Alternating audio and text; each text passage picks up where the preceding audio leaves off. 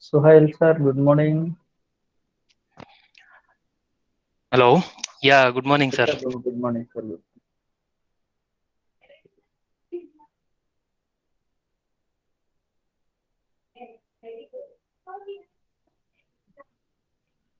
Uh, Manas, are you there? Yes, sir. Yes, sir. And so now time is 12 o'clock. So we'll start. Okay. So, welcome back, all.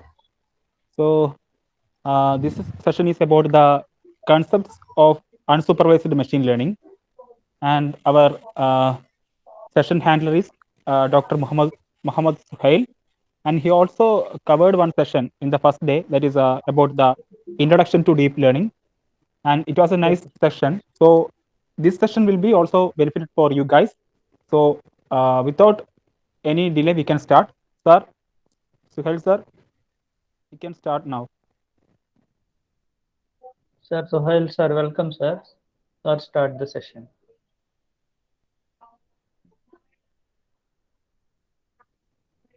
Suhail, sir. Suhail sir, Suhail sir, are you there? I think something happened. Sir may be muted.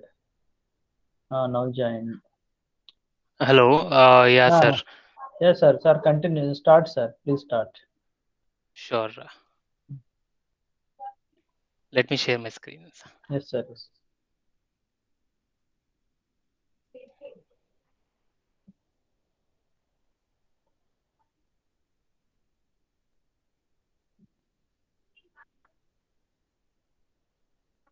Visible, sir. Visible. Okay, sir. Great. Yeah. Hmm. So, am I audible, sir? Audible, sir. Clear. Very clear. Right. Okay. So, hello everyone, and welcome back. Um, so, I hope like you have already gone through different sessions, especially focusing on to the mathematics of data science. And hopefully today in the morning also there were some content covered with respect to machine learning, um, maybe on the text data, I guess. So in this session, the focus that we are giving is towards the unsupervised machine learning. As I see that supervised machine learning will be covered in the coming sessions. So in this session, let's focus purely on the unsupervised machine learning, particularly the clustering techniques and their importance in machine learning. Okay, so let me have the same background for us to just think that we are trying to build a system which is capable of generating program. That means we are not going to create instructions for our computer to execute. Instead, we are feeding in the data and we are feeding on in our expectations, and we want our machine to understand that data and come out with a kind of instructions, or you can say a model which can lead us to our the expectations. Okay, so that is the idea of machine learning. So with this background, if you see that, definitely it is nothing like magic here.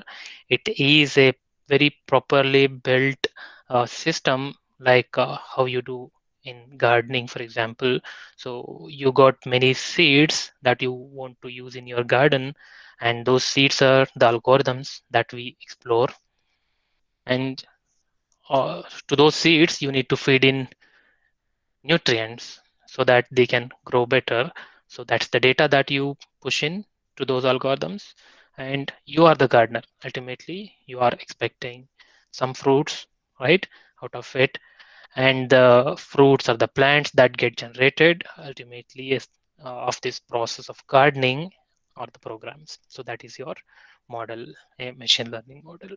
Okay, so ultimately machine learning model is, you can just think, if you are coming from a mathematical background, you can just assume that a ML model is a combination of multiple transformations that are applied onto the data, so that ultimately this data gets transformed to a different form, and that form is what is expected out of this model. Okay, so ultimately I have a data in one form, in the raw form, which is difficult for me to understand, analyze, and come out with the inferences. So I want to feed that data into my system, and my system is expected to perform multiple transformations. It not be single transformation. Okay, so multiple, maybe linear, non-linear. Okay, many such transformations together, and with different composition. Okay, not every data expects the same composition of your transformations to be applied on the data, right? So depending on the expectations, depending on the data, depending on the algorithm that you're choosing, the transformations that are applied onto the data will differ, and their compositions will differ. Okay, the weightages will differ across, right? So that's what is overall is expected out of machine learning. And today we see thousands of machine learning algorithms available, and every year you will see at least some hundreds of algorithms getting added to this list.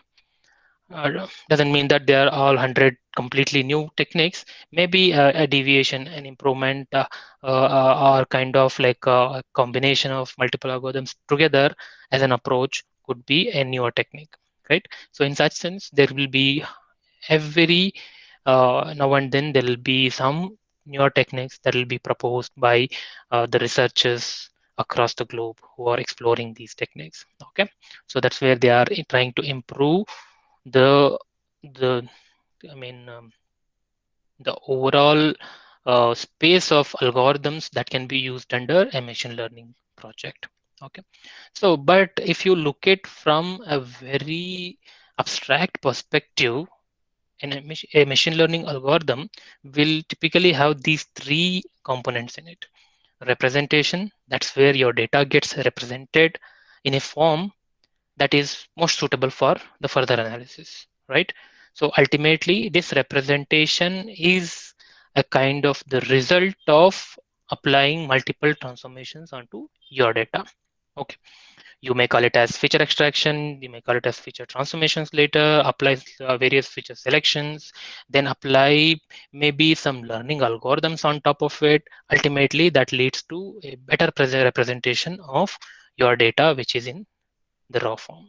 So, and that representation is a kind of the expectation that we are keeping on the algorithm.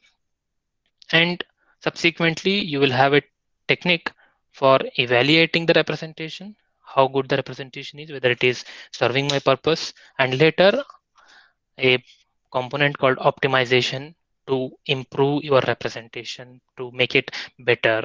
So evaluation results in the some metrics which say that okay, this could be not so good representation, there might be a better representation, maybe some tuning is needed, some composition need to be changed, some weightages need to be adjusted, some parameters need to be modified. So all such things are a part of optimization. Okay, so we see three of these, and ultimately this is called as pattern recognition. So you are going to recognize pattern of the given data that is present in the given data, so that if you can capture the pattern of the data, then it will be very easy for you to perform various operations on the future data. Okay, so you will be relating the data with the patterns that you have identified, and with that relation mapping, you will come to know what is what. So then you might have a question of what is a pattern. Each and every real world object that you can see, pursue, and feel is a pattern. So just if you look at these examples that are popping up, each of these is a pattern. Doesn't mean a specific example, the one that I'm showing on the slide is a pattern. You need to think it from the generic concept level of it. So the first one is a phase. Don't go with the sample, just think it is a phase. So when I say phase, you don't recollect a particular face of some particular person in a particular position, right? It is some vague idea or not so vague, you have a abstract information about that concept, and that is what is pattern. A leaf. So you will have a idea, you will know what is leaf is. Your mind has a very good representation of what leaf is.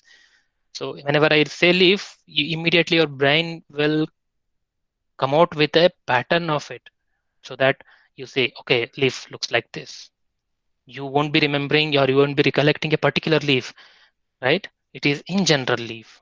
And the leaf pattern is different from the pattern of face. Similarly, it is different from pattern of a car, right? Pattern of a different animal, different pattern of a web page, pattern of a text content, pattern of an email, right? Pattern of anything and everything that you are seeing in the real world and pursuing it. Okay, and maybe pursue, when I say pursue, it is through any of your sensory organ. Okay, so that is called as a pattern.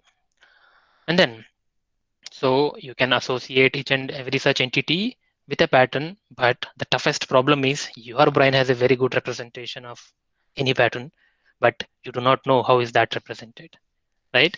You cannot explain. You can, I mean, if I ask you to uh, give me a representation of face, you will be drawing some picture of face, or you may be writing a paragraph about face, that like face will be of kind of rounded or an elliptical shape with those, these many components in it, kind of. So you can go on writing. How are you able to write that? Because your brain has captured the pattern out of it. And when I show you something, you will be able to recognize it, right? When I show you, say, a hammer, right? I show the picture of a hammer. You will immediately say, what is this? This is a hammer. How? You know the pattern of hammer. So now the expectation is we want this pattern capturing, capability to be transformed and transferred to our machine. So our machines, our computers should be capable of learning these patterns, and later, ultimately, what's the expectation? It's not only learning, it is recognition or relearning. That means when I show a particular example of a particular pattern, my machine should be capable of saying, yes, this belongs to this pattern. This is a car, right? This is a leaf. Okay. This is a face, or this is an eye. Okay. This is a tiger. This is a house. So that is what is expected. How can you do that? We do not know how our brain works, how our brain captures the things, but we are trying to imitate that part, and all these imitations is leading to an algorithm. And imitation should not be random, should not be vague, should not be unclear. It should be very clear, properly built with very finely charted steps, mathematically proven approach, so that everyone can verify and validate the approach or the representation ultimately you have to represent a pattern. So that's where each and every algorithm will try to lead with the data. Yes, I think with this introduction, probably you have got an idea of what is pattern and what is expected out of a machine with the patterns. So we want to make the patterns learned by the machines for the purpose of recognition later. So learning is an offline job where we keep on pushing samples to our machine, not the samples directly. We may be performing a lot of operations to convert the sample into a way that machine can understand. That's where representation plays a major role. And later, once we feel that our machine has understood really well that it is capable of recognizing the patterns of my interest, of course, it is true that you cannot build a single model or a single system capable of helping you in recognizing all the patterns in the universe. No, but your brain can to the maximum extent possible. Whatever patterns it has seen and understood, it will be able to recollect and do the job. But your computers still are not so capable with whatever the advanced technology that we have. But your machine is capable in terms of the scale of a particular domain, scale at which it can perform the recognition in a particular domain, right? So your machines can help you do the job, do the things very quickly with a huge compute that you can provide, and it can be very accurate for a given domain. So your ultimate job is to make the machine understand the patterns of a particular domain of your interest, so that later I can use that machine for the purpose of labeling or recognition or relearning. So it has to reinforce, it has to challenge its understanding and bring back the outputs or the labels or the recognition of a given sample. So this is what is machine learning about. And if we see it from a mathematical perspective, machine learning can be seen as a mapping between patterns and instances. So if you just see here, pattern is a idea. So it the space of an idea is like unlimited, but I can see that I want to map a pattern, one particular pattern, say face, to all the samples of face. So assume samples of face is one set, and I want to have a mapping between the pattern called face to all the samples in the face set. Okay, so that is one mapping. Similarly, I want to establish these mappings across the different patterns of my domain or my interest with their corresponding samples. Okay, so this is what ultimately machine learning is. It is a transformation from pattern to instance. So identify the transformation, you are done. How good your transformation is depends on how good it is at the point in identifying the instance and mapping it to a particular pattern. So in real time, what you do in offline, you will be mapping the patterns to instances, whereas in online, I mean, when the system is deployed, you will be doing the reverse. That means given an instance, identify the pattern. So inverse transformation is what is expected at real time. And in the offline, in the learning phase, in the training phase, you will be generating a transformation which is from pattern to instances. Okay, so some more examples of the patterns. Right. So ML is a process of reinforcing what we have already learned. And as I have already briefed out, we human beings recognize patterns, right? So if you just try posing different questions just to understand how human beings do this, so that we can also build some system capable of doing similar things, it is some patterns are learned from someone else, and some patterns will be learned by self-learning.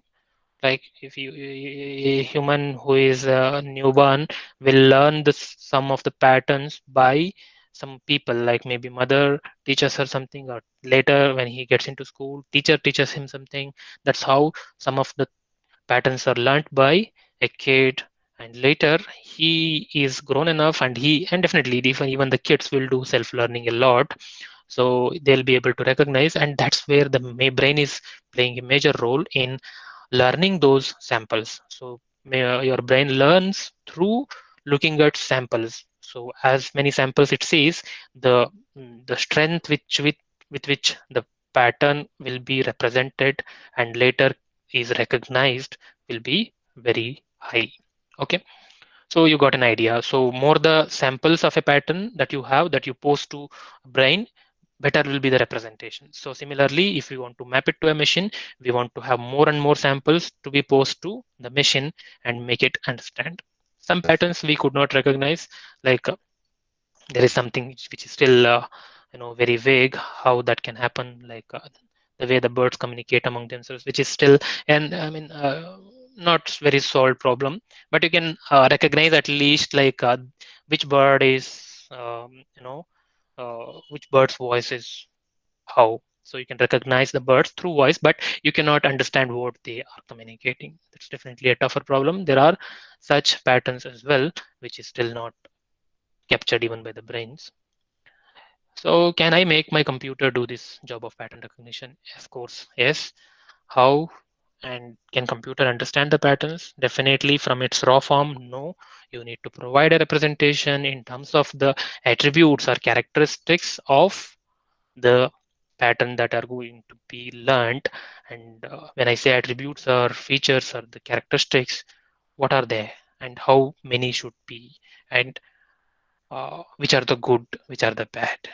is the sequence of questions that you just go on posing, and ML just addresses each of these questions so that you will have a better system.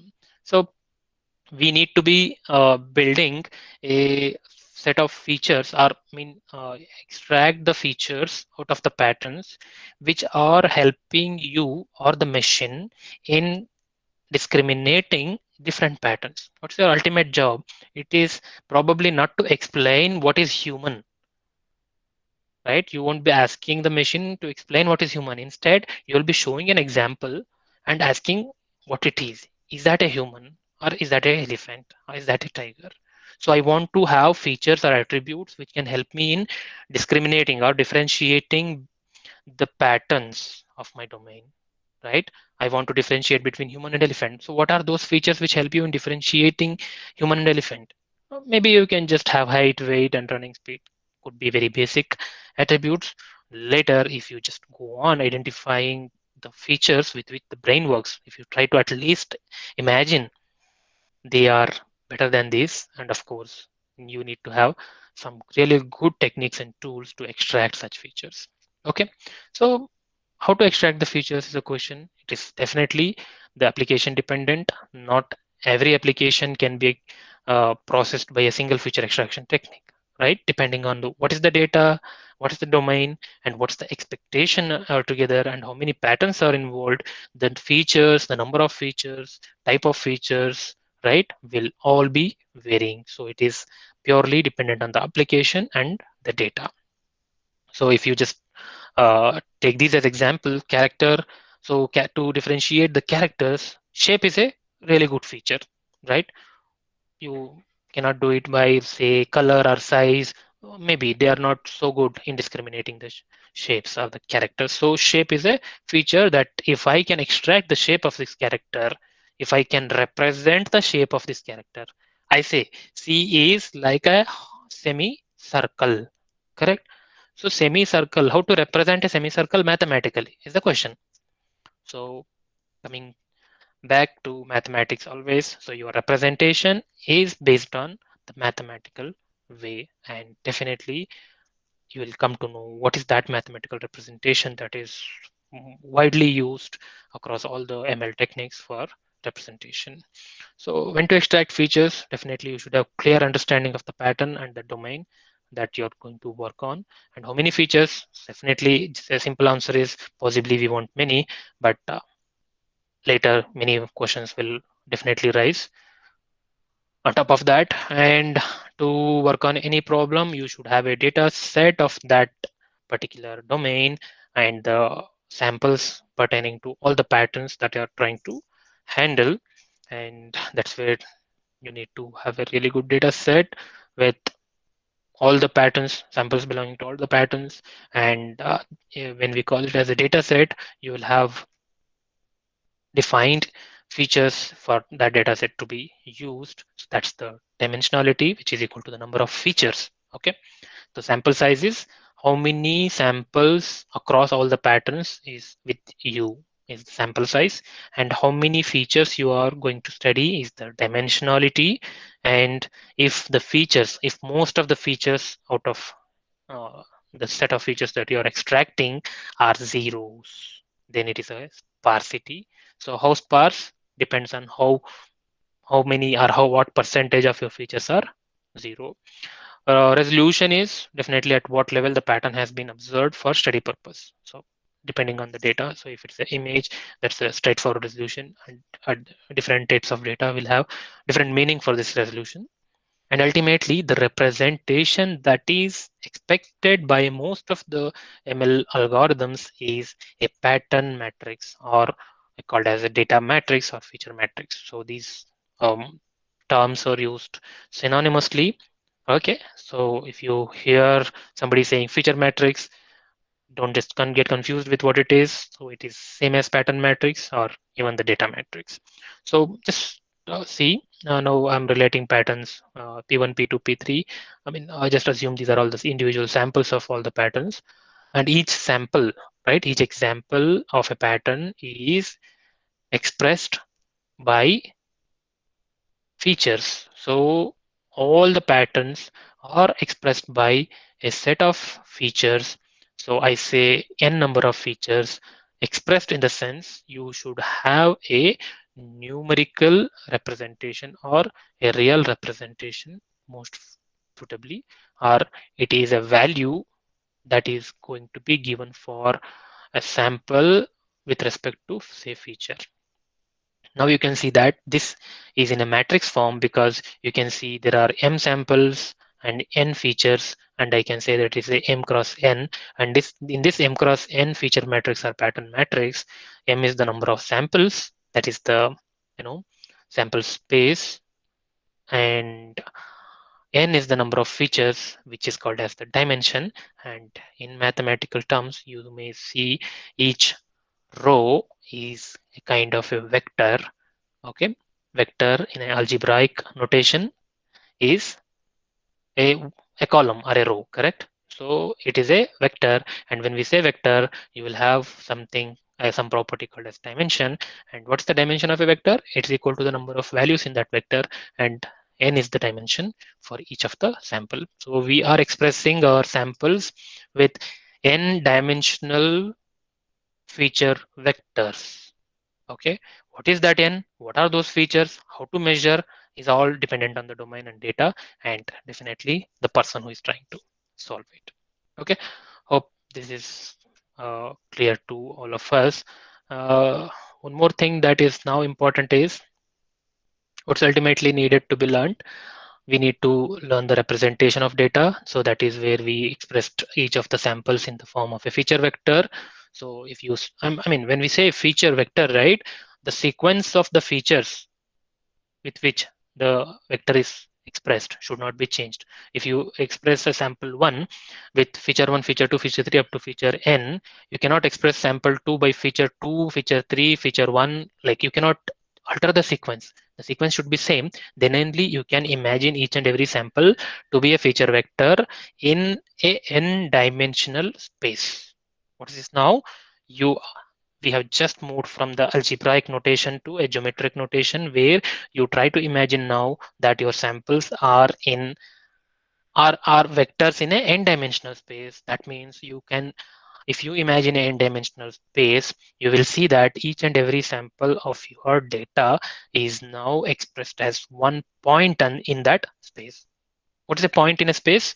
A point in a space is a sample, and if you express it algebraically, it turns out to be a vector, right? A vector with n values because it is expressed in n-dimensional space.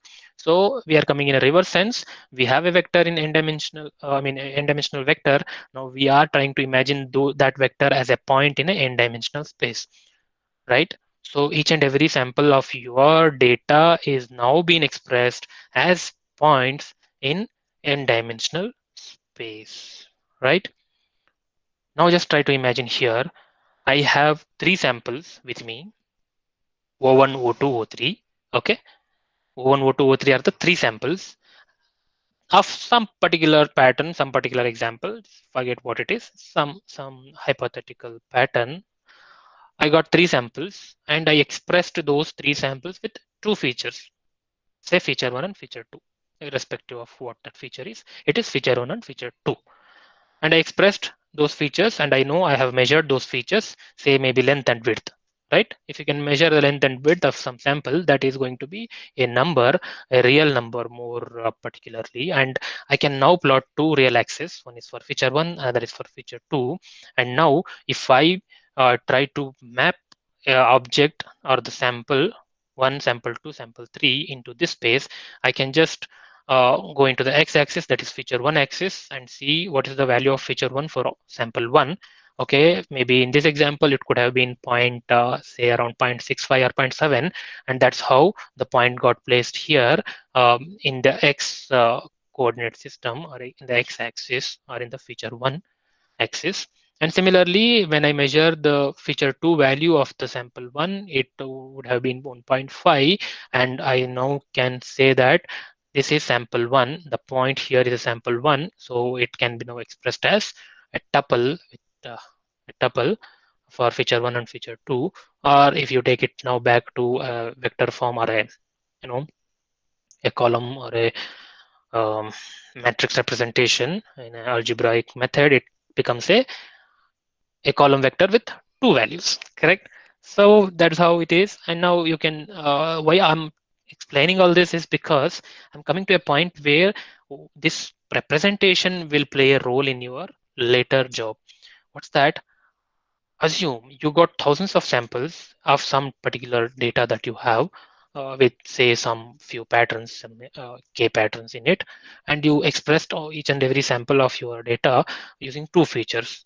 And if you try to take those matrix representation of features and try to draw a graph, I mean, draw a plot something like this with feature 1 and feature 2 as the axis, and each and every sample is placed as a point in this system, coordinate system.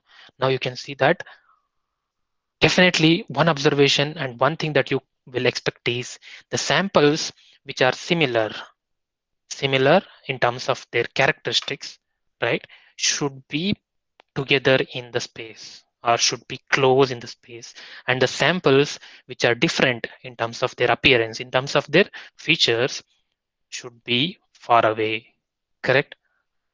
So that's definitely an intuition that you should have, and mathematically it is true. If those two samples are similar, right, the features should be close. If the features are close, you should see the samples placed as points in the space should be close enough, correct? When compared to two samples which will have distinct characteristics. Say here you can say, if I ask you which two are more closer now, what would be your answer? Definitely, I would, if I were you, I would say O1, O3 are closer compared to O1, O2 or O2, O3. Is that true? I hope most of you agree for this. Why? Because we are looking at this sample space in a Euclidean point of view. We are looking at it as a Euclidean space, right? And you are trying to measure the Euclidean distance unknowingly, right?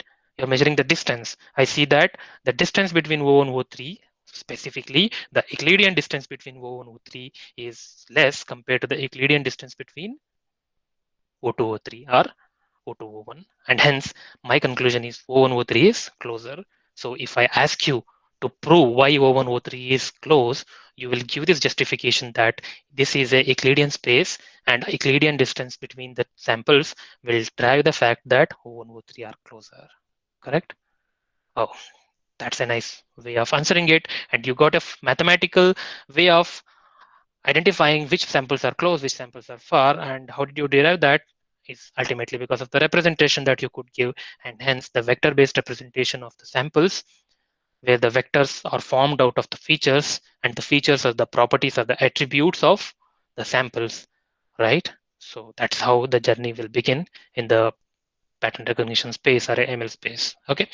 So hope you are now definitely appreciating the mathematics behind why the samples were represented as a feature matrix and why it is called as a feature or a feature vector, and why are we calling the number of features as the dimension is because we are trying to imagine the samples are in a n-dimensional space where the n is the number of features, and what is our expectation is, can we study something in this n-dimensional space? What is ultimately need to be studied?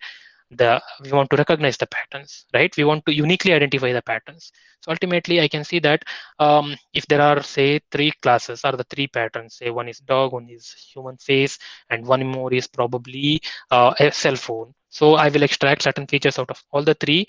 When I see that samples of phones will be placed tightly in one particular corner of the space, and samples of the face will be put tightly in another corner, and definitely the dog samples will be put in one more corner. The gap between the groups of these samples will be definitely high. And if you can achieve that representation, right, where in the n-dimensional space your features are helping you to see that, yeah, the samples of the respective groups are tightly coupled, means placed in a tight boundary when compared to the samples between any two group. So if I take the sample of a face and a sample of a dog, I should see that the distance should be very big compared to the samples of dogs or compared to the samples of face. right? If you take two faces, the distance should be small enough. If you can achieve that representation, then your problem is solved. That's what is expectation. But you will now ask, then why it is so tough? Because you are imagining a n-dimensional space, which is definitely not going to be visualized, and you cannot visualize it, and definitely you cannot conclude that these features are helping me in doing so. And instead of visualization, can we try out a mathematical proof of, are they close enough, are they far enough, is it being represented with what my imagination is? If it were a two-dimensional or three-dimensional space, right? That means like you are, if you're extracting only two or three features, and if those two or three features are helping you to have this nicely built up space where the samples of the groups are tightly coupled and placed separately from each other, is solved. But in most of our ML problems, only two, three features are not really sufficient. You won't be able to solve the problem. And that's where we go to more number of features, right? And when you increase the number of features, the complexity increases, the dimension increases, and the imagination is beyond possible. And definitely it becomes harder, and you need to have mathematical support to solve it and to say that the features are good and the space is nicely built, and I can use these features in performing later job. Correct? But what's the fundamental question here is, you said by the Euclidean distance perspective, these two are close. But I say your perspective may not be appreciated in this problem, because my problem itself is something like, assume these three samples, right, are not from a collection where the patterns are the instances of some objects. Instead, these are like three people. Okay, and these features are estimated based on where they are heading to. So assume three people are moving to some destinations. Okay, if I measure their features based on like where they are and which way they are heading, I can draw these samples in a feature space. Now I cannot assume this in a Euclidean space, but I want to see that in the with the perspective of direction. So I can now say that these samples, right? No, from, sorry, let me come back. Yeah, from the Euclidean distance perspective, are closer, O1 and O3 are closer. But if I try to imagine that these samples are vectors, and vector also has one more property called direction. If I study the direction perspective, the direction of O1, direction of O3, and direction of O2. Try to imagine a line connecting origin to O1, origin to O3, and origin to O2. And if you try to measure in which way they are moving, definitely O1 and O2 are moving very close compared to O1 and O3, right? If you extend the line that is connected to O1, origin and O3, that will move like this, whereas the origin and O1 will move like this. They will never meet. But even though these O1, O2 never meet, but the direction is more closer compared to O1 and O3's direction. And now you can measure the direction definitely with the help of angles concept. You measure the angle between the vector O1 and vector O3. That angle will be large compared to the angle between O1 and O2. And now from this perspective of direction, I say that O1, O2 are close compared to O1, O3. So what matters here is not that your assumption, it is the fact of the domain information. So you should have the domain information. You should know what features are you extracting, and based on that, the distance or the proximity in general, what we call it as, is going to be decided. So for me, the proximity is the direction, that is the angles. Maybe for you and your problem, the proximity could be distance, Euclidean distance, right? That means you have many such metrics that you can use to estimate the similarity or dissimilarity between the samples in a feature space, right? That's one point you should always be um, right keeping in your mind. And yes, with that basics, if I move forward with the learning algorithms now, you know that we have two ways of learning. One is supervised and one more is unsupervised. So supervised is learning is where you provide, right, the samples of each pattern. I say these are all the oranges, these are all elephants, these are all men, these are all capsicum, these are all Mysore Pak. And later you pose one more sample, okay, where you don't say what it is and you ask instead what it is, then probably your machine is expected to call it as men, correct, with respect to this way of learning. So this is a supervised learning where you have provided with each and every sample the label called as the class label or the category label or category information. Okay, so if you can provide such information, then you can choose supervised learning algorithms. But in some cases, in some problems, you won't be having labels, or it is very tough to generate labels because it is laborious, definitely, right? Laborious in the sense, assume in my problem I have 1 million samples and I am the only one who can do this job, and definitely it is not viable to label all the samples in a 1 million space, right? It's very tough, but instead I still want, because I have data with me, I want my machine to learn it somehow, right? Given to a human being, he will learn it somehow, right?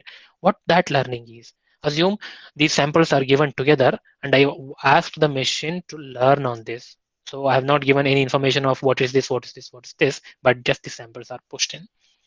In such cases, the learning that is chosen is called unsupervised learning, where mostly or most probably the expectation is to identify the natural grouping of these samples, identify the groups in these samples, right?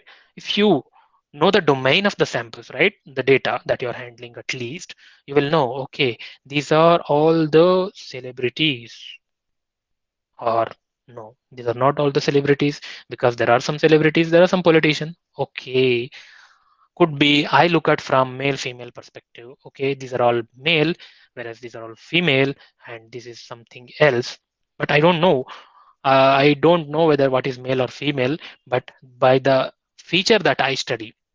So the feature could be a simple appearance based feature that you're now studying.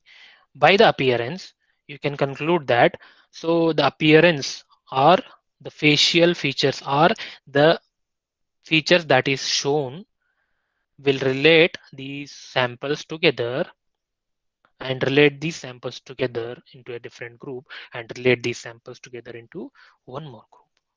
Okay, that's really good learning. Maybe one more learning that is possible is, if you are some more uh, informed about the domain of the data, right? Like what is the additional information that you have, that you know celebrity is something, right, which are maybe people who act in films or dramas, kind of. Okay, oh, in that sense, that's the additional information that you have about the domain of your data. Based on that, you can recognize, okay, he is a politician because he's into politics. You know that there is something called politics, and you know what politics is, and you can measure politics, like um, maybe probably the features that you extract is about the content that he gives out. He may be expressing something. Generally, politicians definitely speak on politics, and you can definitely group by them, right? So this is now a different information that you're using to group the samples, the same samples.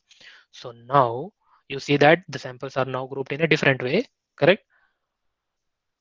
Or you can still do this grouping, right? I give to three different people. One knows that, one knows the information about politics and entertainment industry, but the other person doesn't know what is politics, what is entertainment. Maybe a kid, right? You give it to kid, he does the first classification. Hopefully, what we did, right? First this grouping, he maybe he knows what is male female, so he groups this in this way.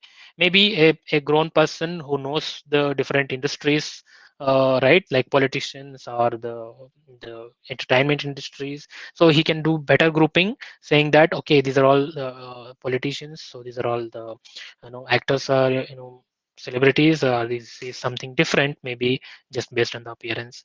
Later, a person who knows both about what male and female is and what politician and politician is can do the better grouping. So what is differing now is ultimately the perception with which the unsupervised learning can happen. So yes, after doing this grouping, right, so this is learning. Identifying this group is what is learning by your machine.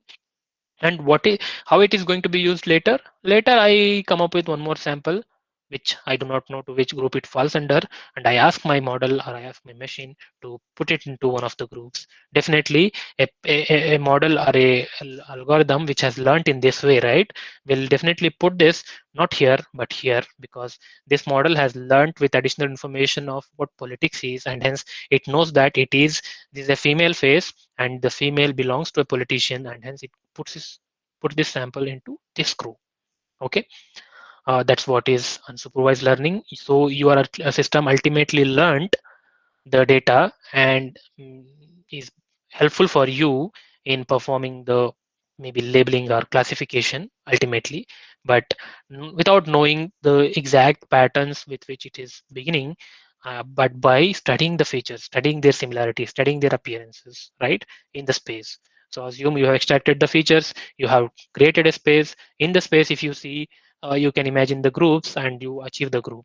So one person does the grouping in one way, another person definitely can do it in a different way altogether based on what he looks at, in what perception he looks at. So in unsupervised learning, perception what is matters. So you must know by this time, like the differences between supervised and unsupervised. Supervised is where you got the samples along with their labels, right? So samples are in d-dimensional real space most probably, right? Whereas the labels are a real number. Maybe I can just say class 1, class 2, class 3, right?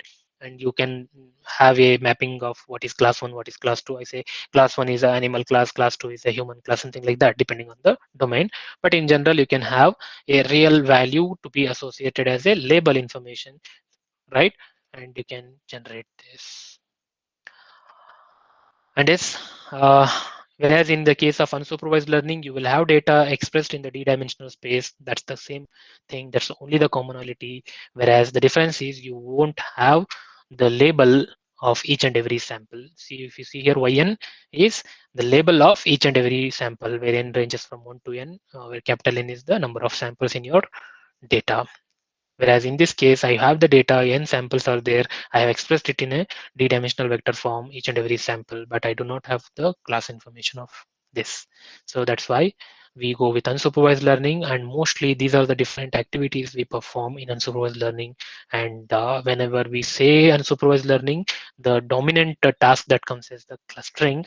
Okay, and clustering is the grouping of the samples based on their features, and something else additional to that is probability distribution estimation, how the samples are distributed in the space. That could be an expectation of you in unsupervised learning, or you probably might be looking at the which features are related to which other features. There may be two features in the space which are maybe related in the sense, say temperature maybe is proportional to humidity, right?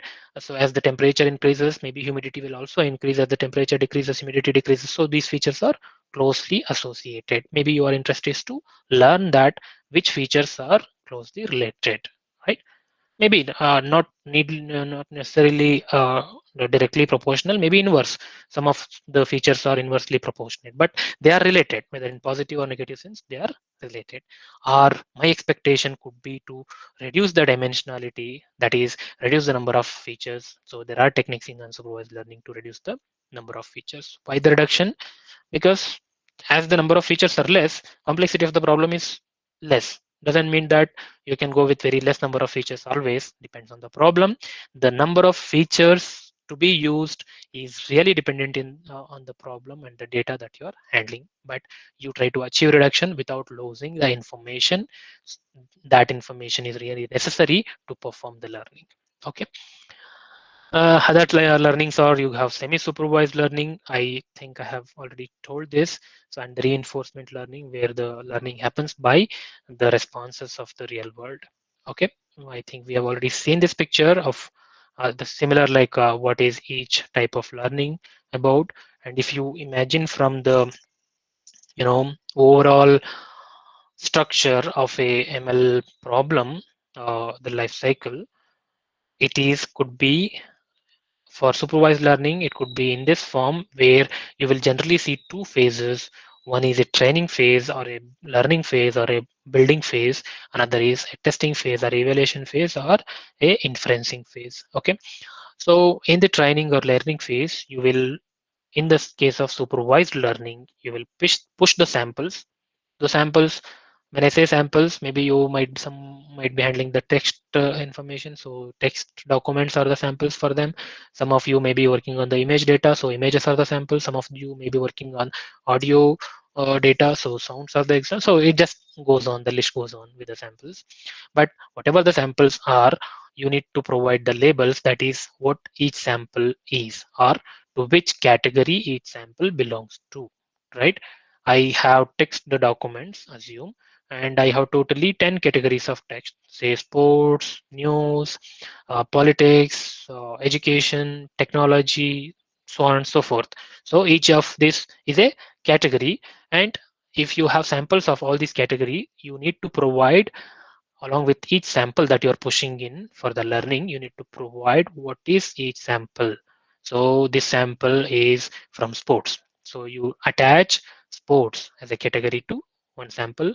In next sample, maybe if it is from politics, you attach politics as a class label. So that is what is the label, which should also go as one more input to your learning algorithm. But samples will not go in the raw form directly, but they are instead represented in a vector form, the features vector form, as we already understood. And those feature vectors, that means you are pushing in a data in some n-dimensional space, and the data is also being supported by their labels, means the class information. So you choose a supervised ML algorithm here. Probably you will learn few of them later in subsequent sessions. And the algorithm will try to learn and associate between the samples and their labels, and try to learn uh, when to call what sample as what category. Okay, that's the ultimate learning. So when to call a given sample as a sample of sports, right? When not to call a sample as sports. So if it can learn that, it's really good. And it should learn it with respect to each of the categories. So ultimately the learning is the machine should understand a way to differentiate the samples of different categories in case of supervised learning. So this will be additional information which helps the model in learning it quickly and easily compared to unsupervised learning where you won't have this. So assume your model has learned, you assume it is a black box and there is many techniques and involved under that. Ultimately, you arrived at a model which is learned and doing lot well with your data that you have used in the development. So for the validation, and later you push this into a the real world use cases. So you released your model that's now being used by the users. So they push the samples respectively again from the domain, and they push the sample, and you should have the mechanism to convert that sample into the similar feature vector which was created during the learning phase, and that feature vector will get into this model that is learned. So now it is a predictive model, because what is it trying to predict? It is trying to predict the label of the sample. So if your model is predicting a proper label, it is good. If it is not predicting proper label, it is bad. And you cannot just decide it by one sample. You will have to have a set of samples, okay, with human identified labels. That means the domain expert identified labels, and take the labels predicted by your model, and you just study whether they are like matching. So if they are matching most of the times, then your model is good. If they are not matching most of the times, the model is bad. And you definitely will have understood various metrics around this question of how to say whether a model is good or bad. Okay, that's where you compute a lot of metrics like accuracy, precision, recall of score, and confusion metrics, all those things. Probably that's not the focus here. So probably if it is covered, it's good. Otherwise, I request you all of you to take a look into those metrics. But my focus is to come to the unsupervised learning, where the structure looks very similar to supervised learning, but with an absence of additional input called label, right? You will have all the samples of the domain of the data that you're handling represented in the feature vector form pushed into your ML algorithm.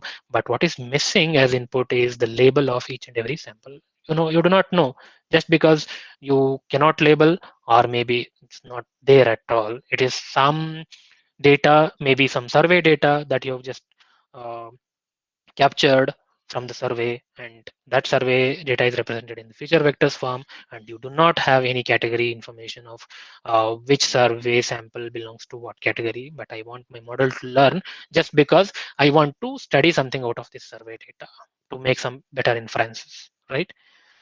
That could be a simplest reason why the label may not be there. Or the example is you are not in a position to label them because of the time or because of the effort that is needed, because you do not have such a manpower, because it is more laborious. Manpower means it is not a layman's job, it is a domain expert job, because uh, only a domain expert can label a sample into a particular category, right? If you give it to a layman, he doesn't know about the domain, he can do random labeling. So that's not going to be, because ultimately our ML algorithms assume that the labeler or the labels provided are gold standard. That means they are the reference. So if your reference is wrong, if the person who has done the labeling is not from the domain, if his labeling is not so great, then your model definitely will never be great. Okay, so that's why it is tough, and generally um, when the data is huge, it is very tough to label. Okay, but ultimately I want to make some learning here with the data alone expressed as feature vectors. And when I give it in the when I push this learned algorithm into inferencing into real world, I expect when the sample is represented in the same feature vector form, when it is pushed into this model, I expect likelihood is kind of like what is the likelihood or the probability of this sample being placed under a particular group. Okay, or you may expect directly, okay, which is the cluster to which it belongs, the cluster ID. Or maybe you expect a better representation. Definitely this is when you are trying to maybe reduce the dimension, so have a better representation after learning. Okay, so that could be your expectation. I hope the difference is very clear now. Now let's get into some nuances of it. So now if I ask you with this data, how many clusters are present? If I ask one person, definitely his answer would be 2. Maybe another person who looks maybe some more closely will say 6, right? Or some other person will say, 5 or 4. Definitely, the two most possibilities are 2 and 6, correct? 2 is because I can see that this is one group and this is second group. So at my level of perception, and somebody else looks at, okay, these 3 are group close, these 4 are close, these 3 are close. So there are 3 groups here already, and there are 3 more groups here, so 6 groups. So definitely the number of clusters is a question of perception. So 2 cluster is this, 6 clusters is the other question, 4 cluster, maybe somebody else will say 4 clusters. So by definition, now clustering is the process of grouping a set of samples into clusters or groups of similar patterns. What is the expectation out of a clustering technique? I want to group the data into different groups based on the similarity or dissimilarity, or in general the proximity. Okay, such that when you achieve this grouping, right, when you achieve this grouping, I want to make sure that the patterns are the samples within a group, within a cluster after your grouping, right, should be similar. Okay, how to say they are similar is a different question, but my expectation is they should be similar within group, and the samples from 2 different groups should be dissimilar. That's my evaluation criteria. So clustering is the most common form of unsupervised learning, as I've already told you, because there is no label associated. And significance, as I said, it gives you the underlying structure explained in the data, or it may help you in achieving natural classification, right? Ultimately, I do not have sufficient time and effort or a manpower to do the labeling, or even I do not know the domain knowledge, but I just have expressed my data in the form of feature vectors, and I want to achieve natural classification of this. Natural in the sense, the inherent classification that is shown by the samples when they are expressed in the features. Okay, or maybe to have a better representation. Okay, and when we look into the techniques of this clustering, there are two broad categories of clustering, okay, which are most widely used and appreciated in the research culture, which are flat versus hierarchical. Okay, there are different names as well, but by the way that they achieve this clustering, we call them as flat and hierarchical. So flat algorithms. So what is flat algorithms? Flat algorithms, they usually start with a random partitioning of the samples into groups. So it is in a single instance, your data, your space, right? Your entire sample space in the n-dimensional vector space will be divided into multiple partitions, and each partition will be treated as one group. Whether that partitioning is done one time or it is done multiple times, that's second question. But the flat algorithm, the common point or the approach is divide the space into multiple partitions, okay, directly. So in the hierarchical algorithms category, you see that the samples are not divided or not partitioned in in a single stretch. Instead, the clusters are built hierarchically. That means the samples, it may start with samples, or it may it can start like bottom up, where you start combining one samples or one smaller subgroups into a bigger group, okay, and ultimately achieve some level of grouping is one way. Or it could be top down, where you consume or assume that the entire space is one group and go on dividing the bigger group into smaller subgroups till some expected grouping is achieved. Okay, that is driven by some other criteria. Okay, till you meet a criteria, you just go on dividing the space recursively into smaller and smaller subgroups. Start with one group, that is the entire universe of your samples, and just go on dividing it into say two, and then each is divided into one or three, or the other one is divided into two again. At the next level again they get multiply divided, so you may reach to a different level, and you may stop at a different level altogether depending on the criteria. So two ways of hierarchically building the grouping is: one is bottom up, called as agglomerative, where you start with samples, go on grouping the samples into sample groups and achieve a level of grouping, right, and achieve say some k clusters. Whereas in top down, you assume that the entire sample space is one cluster, divide the cluster into subclusters, ultimately you reach out to some k clusters. Okay, so that is top down, which is called as divisive, right? So with this background, we can just now move on, and there are some techniques which are called as hard and soft. Hard clustering is, I know, a sample will be placed into only one cluster explicitly, okay, and this is the most expected clustering. Whereas in some cases you may want to put a sample into multiple groups.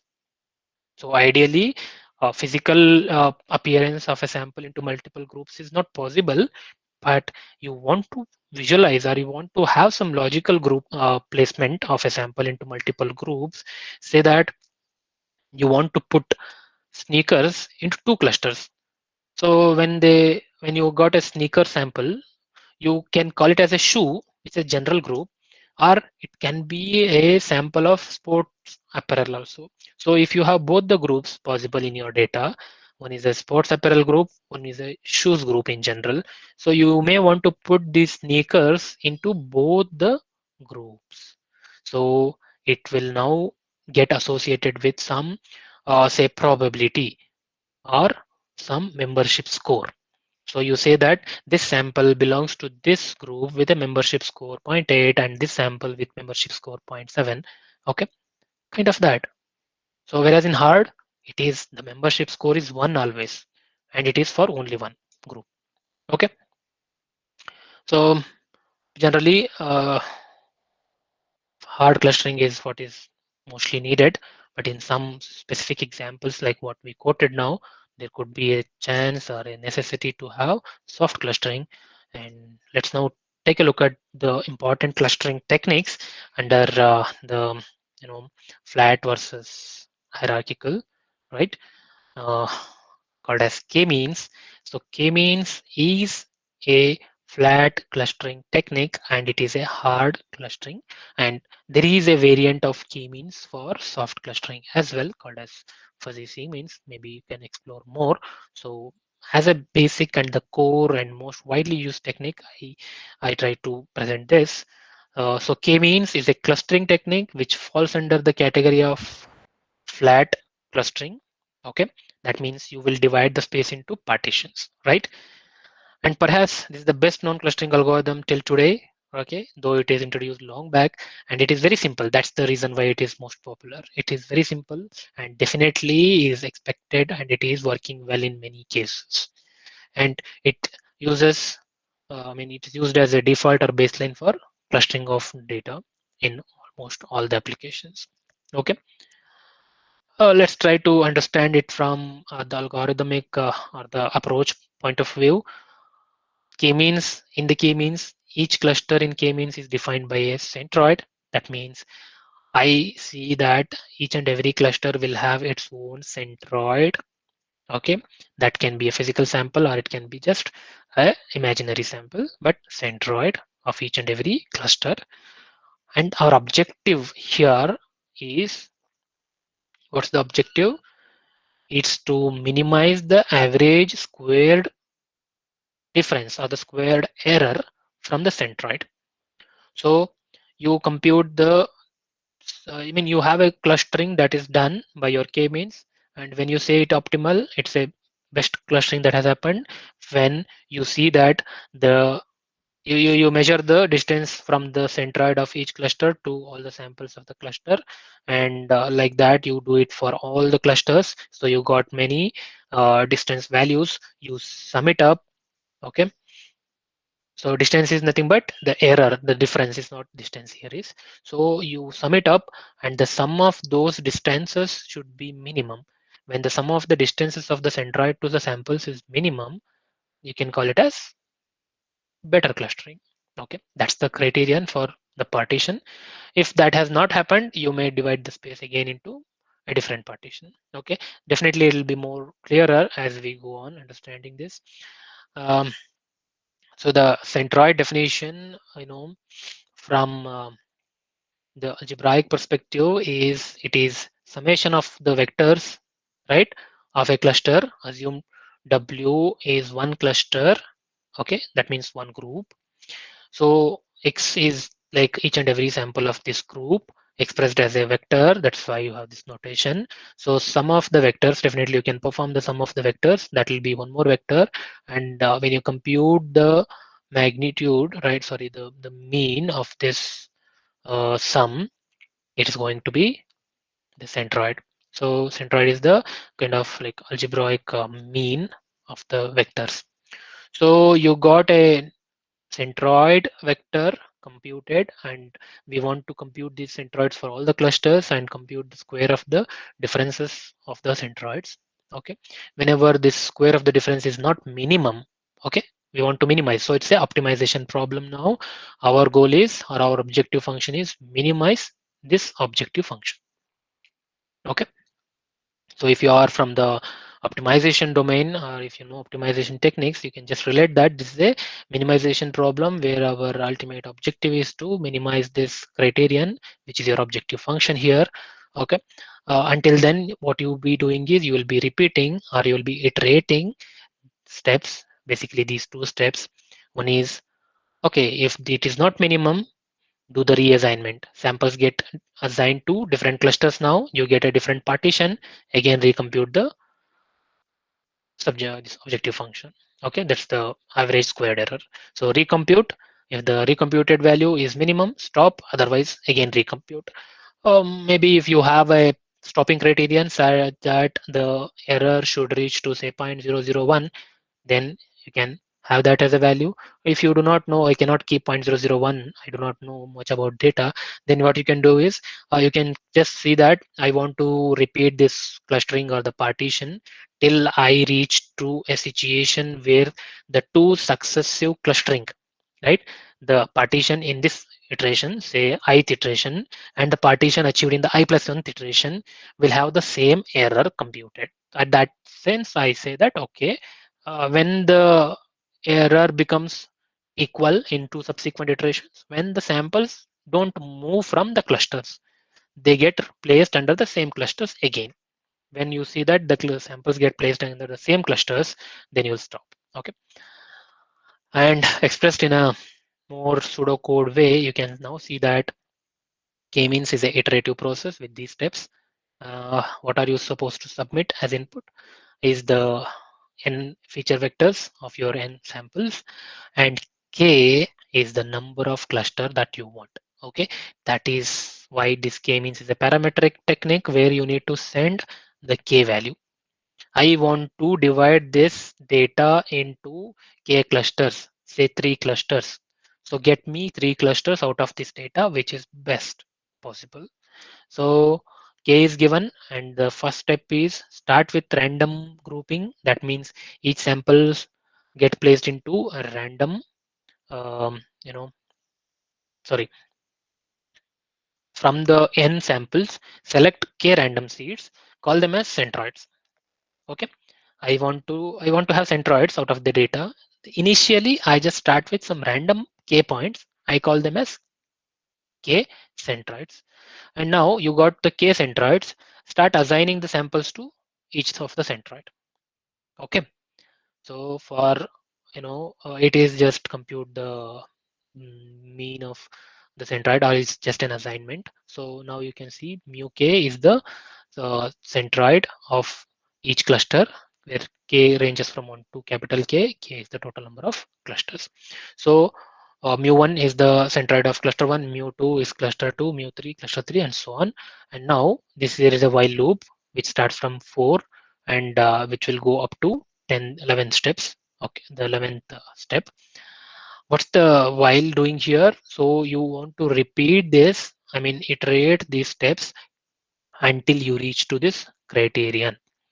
So what's the stopping criterion? As I told you, there could be different criterion. You can set the error threshold, or you can say that two subsequent iterations should produce same clusters. Okay, I'll come to that again. So I have kept a criterion for the stopping of this iteration. What is this iteration doing?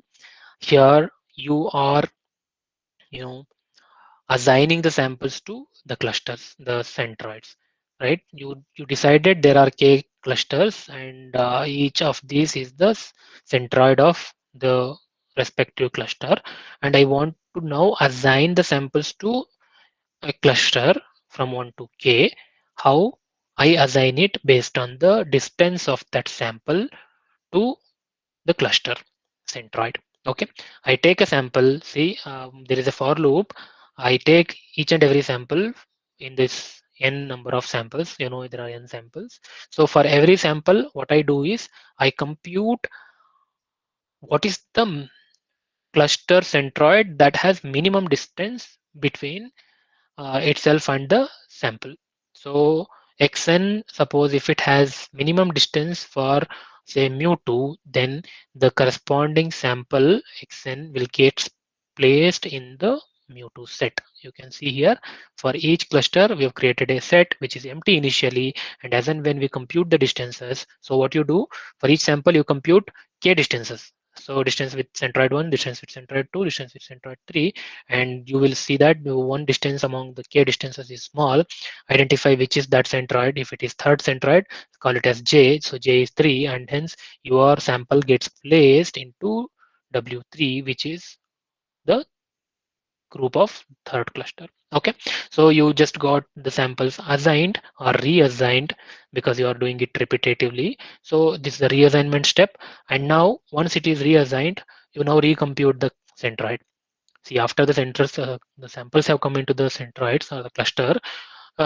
Because there is a movement of sample, the centroid is definitely going to be recomputed, and you will repeat this until you reach this criteria. Okay, now I think definitely you will be now bit more very clearer about this with this illustration. Assume these are the samples that you are pushed into the k-means technique, and I want to see that the samples are grouped. So you can see that I want to group these samples into two cluster. Okay, if my expectation is I want to group this into two cluster. So initially in the first step, I start with a random selection of the centroid. So need to select two centroids because I want to group it into two clusters. So assume these are the two randomly chosen centroids. And if you see that you want to group the samples or place the samples into each centroid. So you compute the distance between each sample to both the centroids and you place the sample to a centroid or to a cluster which is closest, right? See that here the distance between this sample and this centroid is less compared to the distance between this sample and this centroid, and hence this sample got placed in this group. Okay, similarly these are all samples which are placed into this group, and these are all the samples placed into this group. And if you now see, if this is one group and this is one group, do you see that this is really a good grouping? No, correct. Why? Definitely at least one question is centroid. My expectation is centroid is some sample which is at center of the group, not somewhere out of the group. So recompute the centroid. Okay, so this is the grouping that has happened, assignment. Now recompute the centroid. So if I take all the two samples, okay, and compute their arithmetic mean, okay, arithmetic mean, I get some vector close to or within this group. Okay, close to the actual center.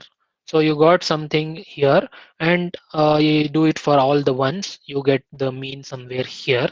Okay, so you got them recomputed now. So you have recomputed the centroids, and definitely this centroid is because the earlier samples were computed as a members of this centroid which was here, but because the centroid is moved here, I want to reassign again. So reassign is now take all the samples, compute the distance to the centroids, right, and place the samples which are close enough to the corresponding centroid. See, I can see that, you know, definitely this 2 points or even this point is closer to this centroid for the cluster 2 when compared to cluster 1 centroid, right? See the distance of this 2 and this 2, definitely it is closer. This 2 and this 2, definitely it is closer. So reassignment happens like these are moved here. Okay, recompute the centroid again. So redo the assignment, recompute the centroid. So what you're seeing is your samples are actually getting more close and close, and the clusters are becoming more compact, and the centroids are becoming more accurate, right, over the iterations. So this will just go on and on until you reach a stopping criteria, right? You reach a stopping criteria, that's the convergence. So convergence in the sense, in the two successive iterations, you see that the centroid will not change. How? Because in the two successive iterations, you see that the samples when they get, when you try to reassign, will not be reassigned to any other group apart from their own group. So two gets reassigned here itself, one gets reassigned here itself, this two gets reassigned here itself, and hence the new centroid that you compute after the reassignment will still be same, and that is where your convergence is achieved. Okay, but how far you should go to achieve that convergence is the bigger question, because you are spending your computation and you cannot do it infinitely, right? That's where we try to keep a convergence criteria, not definitely as two successive iterations should have same centroid. We try to relax it a bit by saying that two successive centroids, the difference between the two successive centroids of two successive iterations will be less than some delta. Okay, that is more optimistic than having a accurate solution. So optimal solution is have a delta, right? Delta is like 0.0001. That's the precision I want to achieve. But to move from 0.001 convergence to zero convergence, you might need 1,000 more iterations. So you may feel that even after 1000 iterations, if the error is reducing by 0.001 to 0, that's not definitely making a lot of sense. That is definitely because of movement of one or the other. I mean, not many samples. If many samples are moving, definitely the error will be more, right? So from 0.0, if I have reached to 0.0001, right, at some iteration, I should think I should stop at that point instead of moving further to achieve 0, right? That may never happen because there might be a sample which is so wildly present, which is a noise that may always get fluctuated from one to other cluster, and your clustering will never get um, you know converged. But that's not the thing. In k-means, you will see that it is converging for sure. So there's a theory around, but I definitely hope that you have understood how k-means work. Okay. So, but ultimately, after you apply k-means, you got the clustering done. But what's the next question? I want to evaluate whether the k-means that uh, has happened and the clusters that have appeared, are they good or bad? Okay. So what criteria that I should choose? So it is called as you know sum of the squares. That's the internal criteria that we use. So or you can call it also call it as root mean squared errors. Okay, or it is in general called as RSS, which is residual sum of squares. So residual is nothing but the difference of the centroid. So sum of the squares and compute the residual. So that will give you a better criteria. And there are many such criteria which definitely you can explore. One simplest criteria is compute the mean squared error. So error is the distance. Compute the distance. Say you use Euclidean distance to compute the distance between two centroids, and do the sum of the squares of that, right? To take out that scaling factor. So sum of squares will help you to take out scaling factor and also to avoid negative and positive distances, right? See, for distance of +5, distance of -5, both are same. So instead of just removing that sign, it's better to square it up. That will also help you eliminate the magnitude, which definitely will not play a major role. So what we want is the absolute difference, right? So that can be used, or you can have some external criteria where users will evaluate the clustering by doing the clustering by themselves and compare the clustering to what your model has achieved. That may give you the goodness of the clustering. That's where it's called as a purity measure, where a gold standard data set. That means you get the data set labeled by human experts, test it, allow it to get grouped without sending the labels. Okay, so you have the label data with you, but you intentionally don't send the labels to your k-means. You just send the data. K-means produces the grouping. Now you compare the labels that you have with the groupings that k-means has achieved. You see that most of the samples are properly grouped. Okay, definitely the label won't be same. It just says cluster one. You may have cluster one as some particular, say, you know a category called as face, right? Or you may have a category called as a table. So you have a meaningful label, but the clustering will give you this just the index. That is not the thing. We just need to compare whether the samples within the cluster are all the samples within a particular class. If that is achieved, then your clustering is really good. Okay, measure the purity is the external criterion. Most likely it is not possible until unless you have the you know the gold standard label data with you. Otherwise you can achieve the squared error minimum, and that can be your criterion. Okay, so that is one evaluation. Second question that should come to your mind so far is, okay, you are saying that 4 clusters, I want to supply k as input. If I do not know how many clusters are possible in this data, then how can I supply k, would be your question, right? So in that sense, in that case, definitely even your models will not have answer. So do the clustering with different number of clusters or different values of k. Start with 2 clusters. I'll ask the k-means to perform only 2 clusters. Okay, compute the residual sum of squares or the mean squared error, correct? So if the data by nature is not having only two clusters, then this error should be very high because the Euclidean distance turns out to be very high, correct? You are just going to sum up the distances in a simple sense. So that will be very high if the number of clusters is not what the actual number of clusters that you see in the data. Later, okay, what you do, fine, let me increase k to say 3 and allow the k-means to work with 3 clusters. And I see that the residual sum of square decrease. This will for sure decrease, okay? And you will definitely see that this decrease will happen as in when you increase the number of clusters, correct? And till what you can go, you can say that each sample is a cluster, right? Then that means n equal to k or k equal to n. That's where each sample itself is a cluster. No, that's not definitely going to be your expectation. You want to stop at some good number of clusters.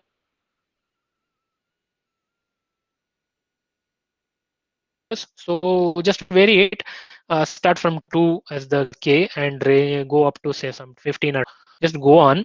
But you will likely see a bend called as knee bend. Okay, knee bend is something like you will see a sharp bend. See, there is a decrease. That's that's totally true with all the k values. But you will see at some point the bend will be very big, right? The the residual sum of square here is around 1900 or 1850 plus something, which is sharply reduced to this value. The reduction here is you know very good, and there is this bend that's possible. So you can now say that okay, this is a good number for me to consider for k, and I work with this k value. Or you may see the such bends again in subsequent k values also, but generally the initial few bends, one or two at least, will be really good to consider for the good value of k. Okay, that's how you decide k. Okay, hopefully like I'll just touch this hierarchical clustering, and probably definitely as we have a session in the afternoon for the hands-on, I will take it more deeper. I'll give you the the crux of this hierarchical clustering now, since we are maybe very close to the end of this session. So I hope the k-means is clearly understood. Where it is a flat clustering, you recursively do the partitioning of your data, and that recursive, I mean the iterative, partition is driven by a criteria called as residual sum of squares, or simply a mean squared error, okay, of the centroids. Whereas here in hierarchical clustering, it is more a natural way of achieving, and naturally we may see certain that the data has hierarchy in it. Kind of this example says, if you consider animal as one group, definitely all animals will be under a single cluster. But if you are handling only animal data, so you should not stop at that point calling as, oh, okay, all of these are animals. I say that there's only one cluster. No, I'm working with animal data only. That means, okay, there is further division in it. Maybe from the biological way of dividing, so the taxonomy, it says vertebrates and invertebrates. From the perception, it could be different again. So this could be one perception where I divide the animals into vertebrates and invertebrates. And again, in the vertebrate, you might have fish, reptile, amphibians, mammal. In the invertebrates, you might have worms, insects, right? Or such. And further, you can go with fish. Maybe fish will have many other some subcategories and finer categories of multiple levels. So you can see some hierarchy building here, right, in the data.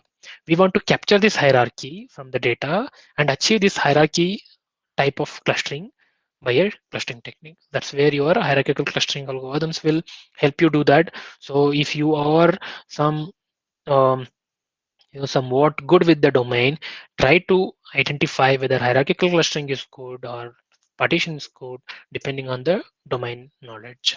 Okay, or more or so, you can definitely try out with all of them and ultimately choose one. Okay, that's also possible.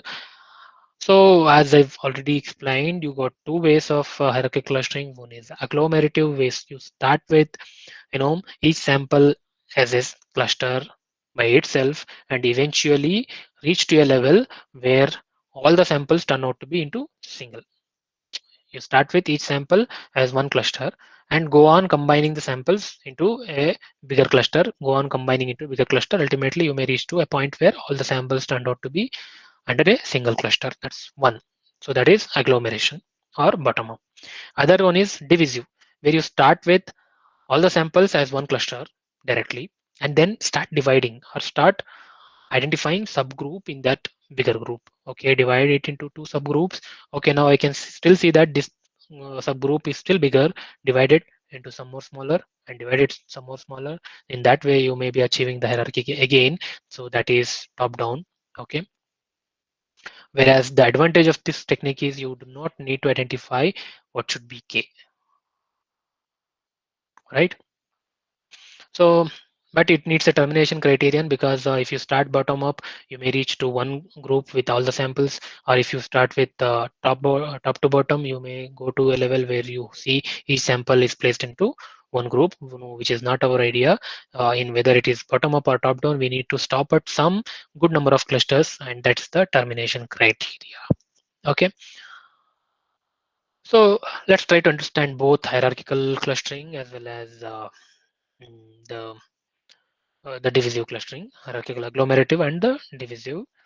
So the hierarchical agglomerative clustering, right? This assumes a similarity function for determining the similarity between two instances. What are we trying to do? We are trying to combine two samples or two instances or two subgroups or two subcluster into one cluster, right? So I want a similarity function to help my grouping. Okay, so it starts with all the instances in a separate cluster and then repeatedly joins the two clusters that are most similar until there is only one cluster. And the history of merging forms a binary tree or a hierarchy, because at every iteration or at every grouping, you see that two groups get combined into one bigger group. Okay, so this is somehow it is like visualized, and this visualization is called as a dendrogram. And the dendrogram, you can see here, each dot is a individual sample. So you start by grouping the samples which are close enough. Group these two because they were close, maybe close by some metric, some the proximity metric that I told you about, like you can measure the distance or you can measure the, you know, direction by angles. So all such, there are many such metrics. So you may use one of the metrics to compute, okay, which two are very close. So you may see that these two are very close, group them. Okay, apart from these two, which two are very close? Okay, these two are very close, group them. Okay, apart from these two, which two are close? These two are close. So at this first level, I saw that there is one group. This sample still alone is a group. These two samples together is one group. This still alone as a single group. This alone is a group. These two are one group. So totally how many? 1 2 3 4 5 6 groups out of totally 9 samples. So I achieved 6 groups in the first grouping. Then probably you may not be happy at that point. No, 9 samples into 6 groups, that's not really good, or maybe I still have better hierarchy to be built. So now I want this group to be combined with any other group which is more closer to it. I see that there is a sample which is close to this group. So your expectation is to combine two subgroups into one bigger group. And to combine two subgroups, you want to compute the distance or the similarity between the two subgroups. So that's the criterion that we discuss a little later. But the philosophy is combine the two subgroups which are close into one bigger group. So at this level, we can see that this group is merged with this group to form a bigger group, and similarly this group is merged with this group to form a bigger group, and this sample may continue because it is not very close to any other group, and this group may also can continue, right? It's just like hypothetically I'm showing you, no, not necessarily this will be true for all the cases. Okay, As you can see here, if I go above the level, the group may get combined at different levels. Different levels of hierarchy, different levels and different groups are combined. And at the end, you may see there is only one group of all the samples into single cluster. So this is a tree built. We call it as dendrogram now. You can now split this dendrogram at a specific level where you are very happy with the number of grooves and also the depth that you have gone into. And if I assume this is a good depth, right? And how many the groups are there? 1, 2, 3, and 4. So first group has these 3 samples, second group has these 3 samples, third group has this sample alone, fourth group has these 2. If I would have cut here, right, I would have got only 3 clusters where this cluster with these 3 samples, whereas this cluster has 3 plus 1, these 4 samples altogether, right, at this level. Correct. So depends on where you cut the tree, you will get so many clusters formed, and this is done in a reverse way in the case of divisive clustering. Okay, so I'll take up this individual the criterion that is used to basically identify the 2 groups which are close enough, and how to merge and call the 2 groups into one group. Okay, so that we'll study with some more illustrations, and later we'll pick up the hands-on session where I can show you these techniques implemented using the libraries of Python, um, and with some realistic data. Okay, fine then. I definitely stop at this point. Probably we can take up the questions in the subsequent session because it's definitely linked to that. So we can have a 15 minutes at the end of the hands-on to have the interactions. Okay. Fine then, sir. I think we can take a break at this point. Yes, yes, yes, definitely. Participants, next session will start by 2:30. Okay. Sir, doubts session at the end, sir, after the next session. Doubts clarification. So, Yes, sir. Yes, sir. Yes, okay, sir. okay. Yeah, we'll have some 15 minutes at the end of the next session Oh, to have the doubts okay, okay. clarified because both are into the clustering Oh, only. okay, okay. So instead of 4 o'clock in schedule mentioned it as a 4 o'clock. So it's not correct. 2:30 itself session will start. Please remind all the participants. Next session will start 2:30 only. Okay. Schedule it is mentioned as a 4 o'clock, but it is not correct. 2:30 is the right time. All of you join by 2:30 itself. Okay, sir. So, sir, we will meet again 2:30. Sure, sir. Okay. Yeah, we'll take a Okay, break for sir. lunch. Thank you. Okay, participants, thank you. We'll meet again at 2:30.